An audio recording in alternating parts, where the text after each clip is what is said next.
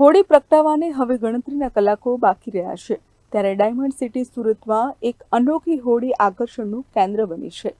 સામાન્ય રીતે હોળીમાં લાકડાનો ઉપયોગ થતો હોય છે, પરંતુ સુરતના પર્વત પાટિયા વિસ્તારમાં પર્યાવરણને બચાવવાના ઉમદા હેતુ સાથે લાકડા વગરની હોળી પ્રગટાવવાનું આયોજન કરાયું છે।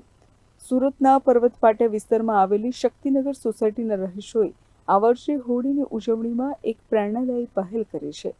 શક્તિ ગ્રુપ દ્વારા અહીં હોળિકા દહન માટે પરંપરાગત લાકડાનો ત્યાગ કરી ગોબર સ્ટીકનો ઉપયોગ કરવામાં આવ્યો છે।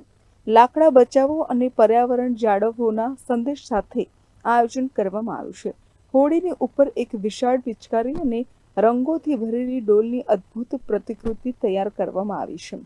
આ ક્રિએટિવ ડેકોરેશન રસ્તે પસાર થતા લોકો માટે આ હોળી કુતૂહલ અને આકર્ષણનું કેન્દ્ર બન્યું છે।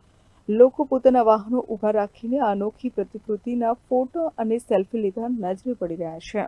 ये हमने इस साल फर्स्ट ईयर थीम बनाया है। हर साल नॉर्मल होता था, बट हम इस साल एक मैसेज देना चाहते हैं कि आप पर्यावरण को बचाइए। लकड़े जलाने से अच्छा है, ये एकदम प्योर काऊ डंग के स्टिक्स है, बैम्बूज है और नीचे गोबर का छान है। एकदम प्योर ऑर्गेनिक गोबर का ये छान है। तो हमने ये मैसेज दिया है कि आप ये जलाइए, पर्यावरण को नुकसान नहीं होगा। लकड़ों में एकदम ऑर्गेनिक होली का दहन होना चाहिए सूरत में। तो इस साल हमने फर्स्ट ईयर ये ट्राई किया है, अगले साल और इससे अच्छा होगा। तो ये हमारा फर्स्ट ईयर है इस आयोजन का।